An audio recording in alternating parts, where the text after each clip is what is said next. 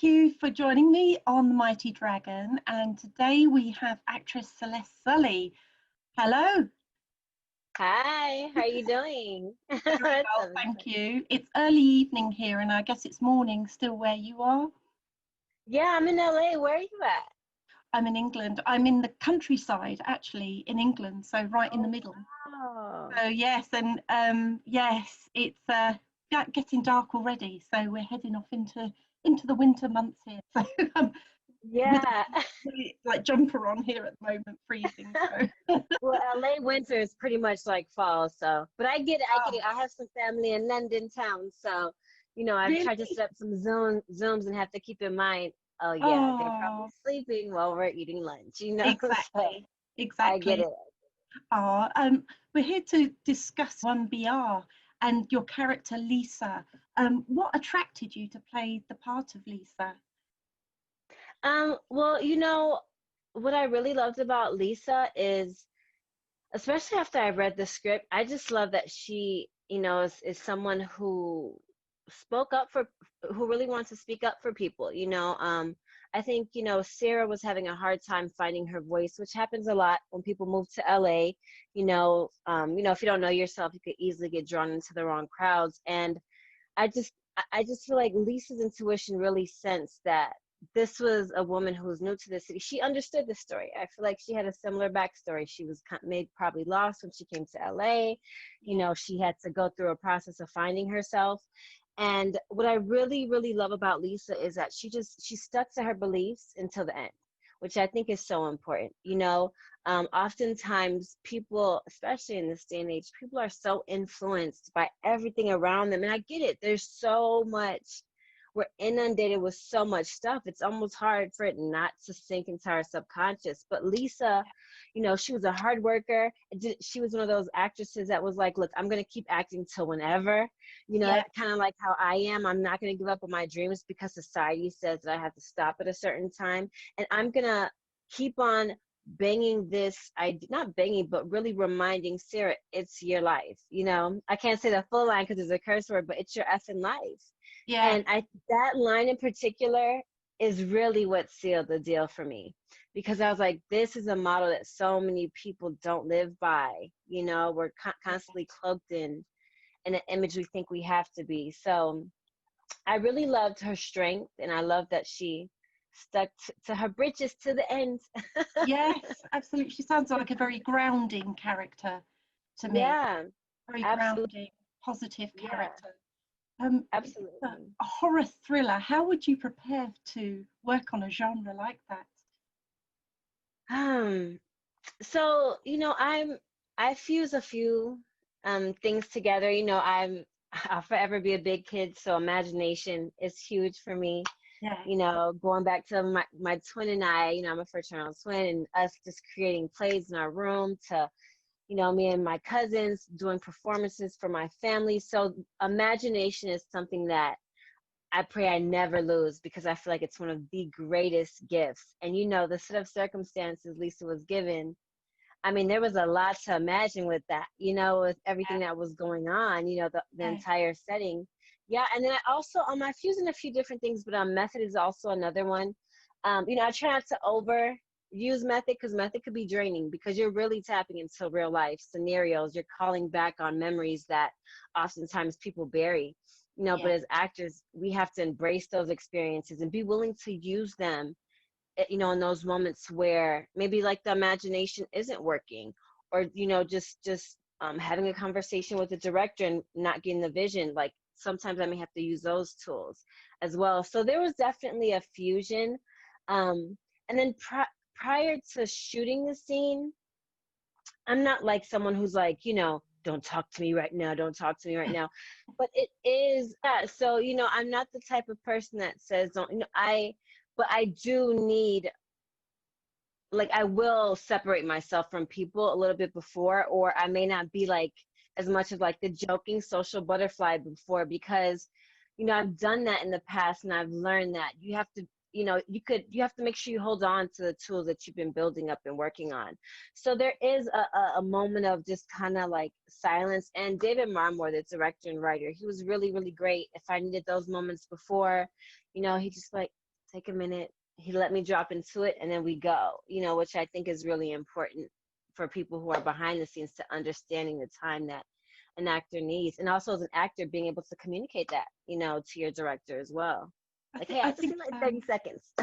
it's very interesting how the psychological effects, especially of working in, say, like a horror genre film, could Hmm. have on a person, and how they control the Yeah. emotions and how they don't absorb them, obviously, as Hmm. they're acting. So I guess you have to be Yeah. pretty savvy on just kind of, that's the end of my working day, back to family Yeah. life or your other life, you know? Yeah. For sure. So And releasing. Like I journal, I meditate. You know, I have a true soul and mind of an artist. If I didn't do those things, yeah, I don't know what would happen, you know. So as an entertainer, and even in any, you know, in any industry which you're in, I think it's good to just kind of pull back and just release in whatever way that you can, and don't hold on to it, because yeah. if you do, it just might explode out one day, you know. Absolutely, absolutely. Hmm. I was quite interested to see that you started in, well, one of your pursuits was modern jazz. And Yes. I wanted to ask you about that, your experience of that, and would you like to go on to play a jazz artist in film or TV series? Absolutely. Who would that be? Yeah, absolutely. You know, I feel like I was lucky and blessed. My one of my mom's best friends when we were young, she was a teacher at Gus Dale Dance Studios in Chicago, which was, I think it was right on the border of Evanston, if I recall right. But we started off when we were very young in ballet, and then we moved to jazz. And honestly, I feel like my mom moved us to jazz because like the physique of a ballerina, it's very strict, and you know that's a lot to put on a young kid, to like kind of pressure them to be a certain size, you know, especially when they're Absolutely. young. Yeah, Mm. and I feel like, you know, just the essence of jazz, it embraces the femininity of a woman, it embraces the curves a little bit more. And then my mom's best friend was a teacher in jazz, so she's like, we'll start them in ballet so they can get the techniques down. I think I took like a class of tap, you know, but once I took jazz class, it's so freeing. I think jazz is like moving therapy, you know? It's you get to express yourself. I mean, it's referred to a lot of times as like lyrical, you know, now, but you know, you just get to express yourself in different ways. There's like these kinks or these like, you know, just little movements that, you know, where ballet, which I love and I respect all ballerinas because it's such a hard discipline. It's just more structured. It's more very like, this is a formula. You're gonna follow it. Boom, boom, boom, boom. Yeah, Jazz, it's like you follow the formula, but you can like put a little bit more of your own, you know, yeah, like yeah, sauce on it, you know. yeah. And in regards to a jazz singer, oh, there's so many. I mean, come on, Josephine Baker. She was just, I mean, ah, ah, Wow, what a woman! oh my What a gosh. woman! I mean, she was Billy. You know, it's so funny because there's three people I could think of. Two of them they are opposite. Josephine Baker, she just lived and just was free and like this, you know, beautiful, vivid character. And then you have like Billie Holiday, who Yeah, wasn't scared to share her inner pain, you know. And then one of my favorite songs of all time is What a Difference a Day Makes by Diane Washington. That song, what a oh, difference a day, it's so beautiful. yeah, But you know, yeah, those are the three jazz singers that are popular. But I would love to play a like a little known jazz singer, because I feel like at that time there were so many amazing jazz singers who really didn't get their shine, you yes. know. So if someone came to me with, you know, a jazz singer with a great story, I would love to embrace that character and bring their story Ah, to life for is that a sure. challenge for me? I'm a screenwriter, so I should write you something, shouldn't I? Oh my You gosh, never know. Could please. you imagine? Yeah. We could be laughing Yeah. about it now and then picking up our And Oscars in see, a few years. hey, look, from your lips to God, we are putting it out there. All things are look, this pandemic, hunty, has taught me that all things are possible. Okay, just Absolutely. write it and yeah, send it over. I would love to see it. Oh, a, a great answer, by the way. I just touching upon your mum just now, she was an HIV nurse for 30 years. What a wonderful woman. What inspiration do you draw from your parents in your Ah, oh my gosh. It's so funny because when people ask me about my mom, like I think because of the pandemic, I just feel like I want to tear up right away because I miss her so much. She's back in Chicago. career? Okay. But mom, you're watching, I love you, mama. But you know, one of the things that I really value, I think my family has absolutely influenced me. But you know, just the three main influences are my mother, my grandmother, and my sister. I mean, my twin, of course, because we shared a room. You know, I went away to college. She was a young mom. She got pregnant young, and just the oh my God, just the transition, you know, I mean, of her and my brother-in-law, who at such a young age, you know, he married her and they committed to this family, and I have two amazing nephews now. So, you know, one thing I'm always inspired by is my sister's wisdom, which I think honestly is sprouted from becoming a parent, and especially becoming a parent at such a young age. So she always gives me these amazing bits of knowledge that I don't think of. You know, she's really practical and she could put it in perspective really quick for me. And I think because we're twins, I'm like, oh, then I'll get it after she explains it. You know, my grandma, her story coming up from Guyana Yeah. and working so hard, you know, to just get, you know, to establish something in the States and then go back and get my mom and my uncles. A lot of people don't realize a lot of times when parents come up here from other countries, sometimes they have to, you know, leave their children with the family for a little bit to get established here. You know, so Yeah. there's so much sacrifice that comes with that. And I'm so grateful, you know, for my grandmother. You know, then I have like my great uncle Aubrey. You have to Google him. He's an amazing artist from Guyana. He actually was in London. But going back to like that big inspiration, my mother taught me, you know, she was a nurse at the time where people were scared to touch HIV patients. Yes. People thought it was that they were these nasty, horrible, wretched people, and they weren't. And my mom used to bring us on the unit. And some of the lessons she gave us on, well, until there was a point where they didn't allow kids on the unit anymore. But you know, some of the lessons she taught us, she was like, look, she showed us a person who had full body covered in lesions, someone who looked just like us. And she's like, this person has HIV, this person has AIDS, but they're still both human. Yeah. And I never want you to look at someone. Yeah, you know, I never want you to look at somebody and judge them from the outside. And I know a lot of that came from her coming up from Guyana when she was 13, having an accent, being a, you know, foreign, you know, person in the States and having to go through so much. So some of the lessons she really taught me were resilience, strength, but don't be quick to judge people. Yeah. Try to talk to people, try to find out their story, you know. And I just think of so many patients, like even when I was, you know, an adult and I will go back to the hospital, there were patients who would come back and visit her and they would just tell us, oh my God, we remember you when you were this small. Let me tell you about your mom. Like I love that my mom embraced people who so many people ignored and shunned, and she was like a light for them.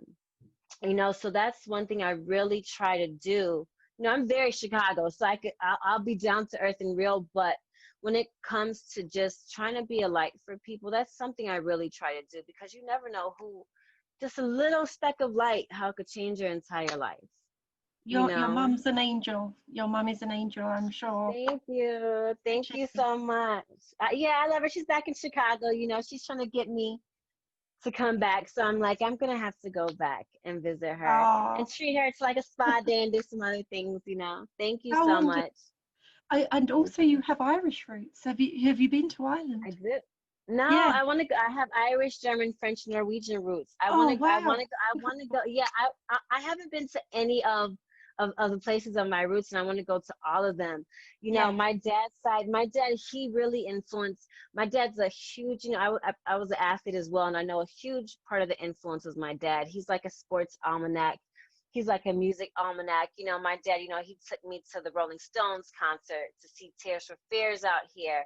So he really, you know, my mother was absolutely a lover of music and jazz and that, but you know, my dad, he was the one who was like, let's go to this concert, you know, let's go to that concert. You know, even like with my dad's story, you know, I've learned so much from my dad's overcoming certain things in his past as well, you know. And one thing that I think that I'm really grateful for is that his side of the family, they never shunned us. You know, especially at a time where I had friends who are mixed, and one side of the family would not accept them or would call them names. And I'm so grateful for my dad's side of the family because they were always very loving, you know, always very understanding. We never felt like we were judged, you know. And you know, I just think of like just sitting there, and if whenever I have a question about sports, I'm like, let me call my dad. There's no way he's gonna know this. And I'll call, and he's like, oh, that was in 1982 at the and I'm just like, what? Like, how do you know all this information? You know? So I'm thankful for both sides of my, you know, family because they've influenced who I am. And also the lessons from both sides have influenced how I approach the world and how I move through the world, you know? What a great answer. Thank you. Speaking of colour issues, can you tell me more about your involvement with the women of colour filmmakers? Yeah, so I'm part of two amazing groups, Women of Color Filmmakers and Carabenia Creatives. And Women of Color Filmmakers, my best friend Landy Maduro, who is so amazing. She's a producer, cinematographer. She's just an amazing being of light. I love her so much.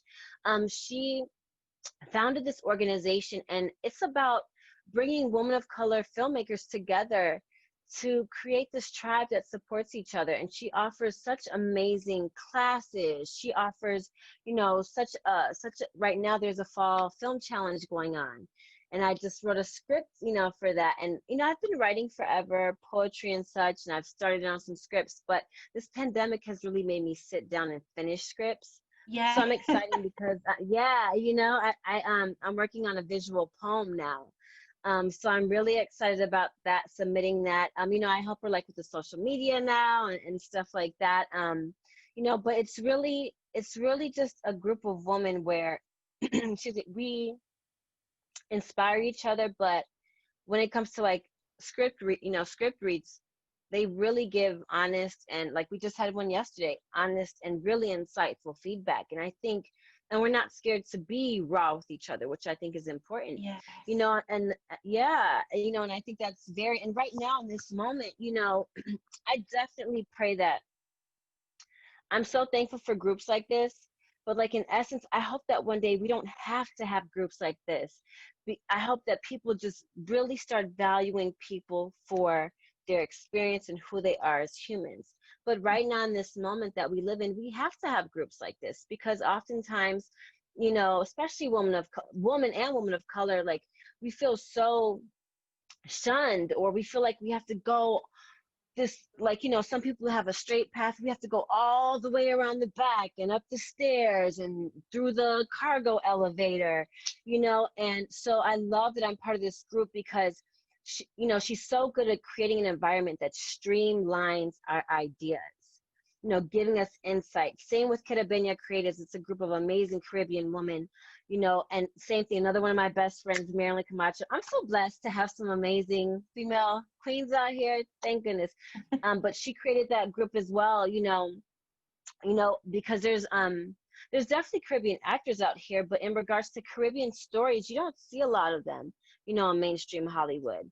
So we are, you know, set on creating stories, you know, about the Caribbean. I have an idea about my mother and her journey from Guyana, you know, to becoming a nurse. But I'm just so thankful to be a part of these groups that really are standing up for people who sometimes we feel like our voice just isn't being heard, you Yeah. know? And when you come together as a group, it's so much easier because you have people who are reminding you your voice deserves to be heard. And don't focus on that. Let's focus on the business now, you know? Like we have to, like we know that's a given. That's why this group was created. But let's go ahead and change our mindset to focus on the business and what can we do to get our material out there. So I'm so blessed and thankful that I'm part of those groups for sure. It sounds a very good, positive group to be in, and I'll give them shout outs on the blog as well. So and Oh yeah, thank do you. some links on there for you. Yeah, follow them at Woman of Color Filmmakers and Yeah, at Carabenia Creatives. cool. Thank you. I was given a really beautiful quote that had been written by you, believe, and bring all of you to the canvas without fear nor shame and paint a picture that only you can create, because that very painting could be what reignites belief in someone else's life. Your voice, your journey, your pain, your happiness. It is beautiful. Set it free. And I think I could tell that you live your life like that every day, and possibly that your inspirations are within that quote. Um, Absolutely. yes, and from what you've learned from them about how to treat other people as well. So yeah, I think that could Thank actually sum you. you up from just our conversation of 24 minutes at the moment. That could possibly sum you up as a person. Oh, Um, thank you so much. Yeah, I wrote that. I know some people don't put certain things on IMDb, but I'm like, I've been writing since I can't even remember. I'm like, poetry is part of my essence, and I really want to write stuff that I've always like things that I write are always to inspire someone, even if it's just a few people that see it and it makes them think, huh, you know what? Let me change some things up so I can live my life. It is my life. So I was like, let me put this quote up there, and hopefully when people are Googling me, they see that quote. And if that's the only thing they leave with holding on to, I'm fine with that, you That's know? lovely. I really like that. I think it shows a lot about someone, poetry especially. So, yeah, what do you have coming up? So, 1BR, what else are you up to? Although you do sound very busy with all your groups and So right now I'm working on two different scripts. There's one I can't go into too much. Well, three different scripts, two for the groups that I'm in. One is a visual poem. Another one is this amazing story. It's dealing with Orishas, and I created a story based on one of the Orishas, which are the African mythology gods. And right now I'm also working on a superhero script with my best friends. I'm so excited about that. It's a project we created years ago.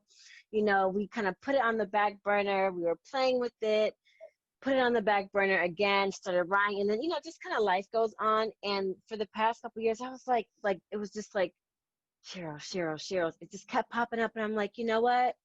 It didn't happen at that time because the world wasn't ready, but the world is so ready for it now.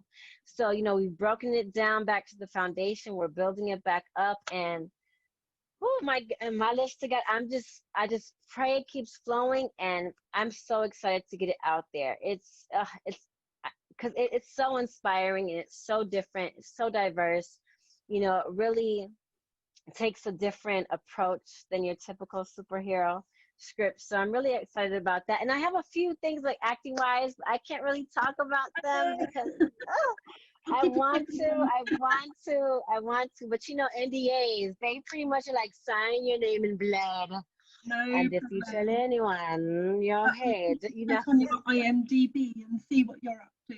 So, Yeah, no, definitely. And then I also this Monday, October 5th at 4 p.m. Pacific, LA time, I'm gonna be hopping on with Sarah McGinty, who was a hairstylist who I worked with for a Kenra Professionals ad I did. And we'll be doing an IG live at 4 p.m. just talking about some industry things as well as natural hair, because she's a hairstylist. So we'll be talking about all things hair and a lot of the issues going on in the industry as well. And you then can one sort last my thing. hair out. You said what You now? sort my hair out. I can't do anything with It's so cute. I love your hair. Can I tell you, I have a bob wig because even when my hair was short, it's like I'll blow it out and don't let a little water hit it. It's like my problem. It goes twice the size. So, so beautiful. I love a good bob and a good bang. You are yeah. fabulous, honey. I love it. I love it. And then the last thing is I'm also a Carabenia Creators who did a table talk. So stay tuned. If you follow my handle, Celeste Sully, and the other two handles I mentioned, everything will be posted, and you can follow my IMDb as well, and everything will be on there. But hopefully I'll be back on the show talking about some big things. Oh yeah, you're welcome back at any time. Please join Thank me again. you. Thank you so much. And I just wanted to wish you all the best with all your writing projects and everything else that you have going You on. And too. yes, stay safe. And if you get back to Chicago, have a pint of beer for me there, because I haven't been to Chicago for years. I loved it. I Oh my really, God. Yeah, I was so sorry. Go ahead. I really loved Chicago. It was such a just really live place. I wanted to go because of the Blues Brothers, of course, and see where that was filmed. Yes. So, Yeah. but I I'll loved make it. sure I'll take some pics and send them to you so you can live vicariously through me, you know. But Great. yeah, hopefully I'll be back soon. Usually I go in winter, you know, in the holiday. We'll see with everything going on. But I'll definitely make sure that I take some pics, and I'm so Uh, thankful. Thank you so much for having me on the show. I'm thank you. excited to hear more about your scripts and I sending know. you best of luck as well. Thank you. Maybe Thank you. we'll be getting an Oscar for Jess. Absolutely. I'll be keeping my eye out for that. Thank you, Celeste. Take care of yourself and stay safe. Thank See you. you You soon. too. See Bye-bye. you. Bye. Bye. That's all for the Mighty Dragon this week. See you next time.